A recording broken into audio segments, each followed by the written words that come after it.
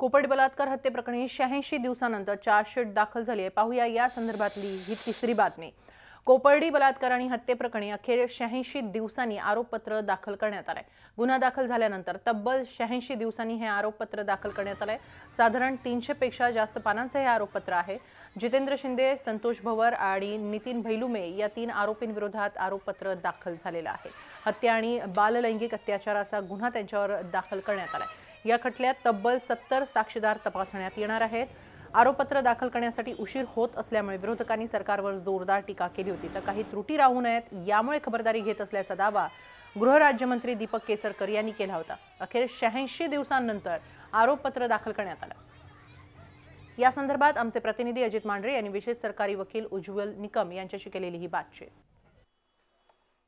कोपर्डी प्रकरणी तपास यंत्रणांनी आरोपपत्र दाखल केलेलं आहे।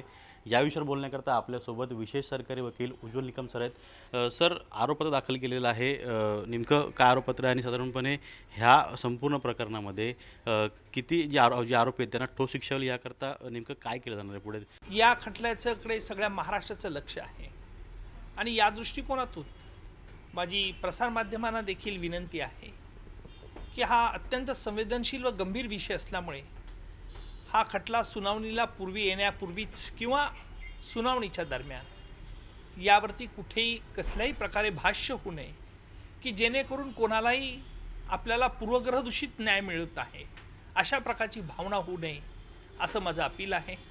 तर तुम्ही म्हटलात की प्रसारमाध्यम असेल किंवा अनेक लोकांनी या संपूर्ण मुद्द्याचं राजकीय भांडवल बनवलं होतं किंवा त्या मुद्द्यामुळे जे संपूर्ण राज्यभर जे वातावरण निर्माण झालं होतं, अशा परिस्थितीचा जे आरोपी आहेत ते फायदा घेऊ शकतात का आणि त्यामुळे आपली केस कुठे वीक होऊ शकते का?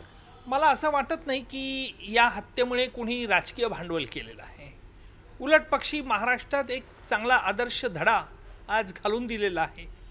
मूकमोर्चे मी वृत्तपत्रातून बघितलेत, ऐकलेले आहेत आणि त्यानंतर जे काही मोर्चे ह्या महाराष्ट्रात वेगवेगळ्या लोकांनी काढले हे देखील मूकमोर्चाला आहे। महाराष्ट्रात या मूकमोर्चाने एक चांगला आदर्श कित्ता, एक मॉडेल इतर राज्यांसाठी घालून दिलेलं आहे। सर, साधारणपणे लोकांची एक मानसिकता आहे की कोर्ट म्हटलं किंवा खटला म्हटलं की ते वर्षानुवर्षे चालतील।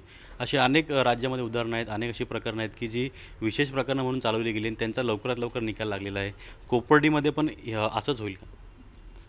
कोपर्डीचा खटला हा लवकर चालवला जावा ही राज्य सरकारची इच्छा आहेच, लोकांची इच्छा आहे आणि माझी इच्छा असते की प्रत्येक खटल्याचा निकाल हा तातडीने लावला पाहिजे।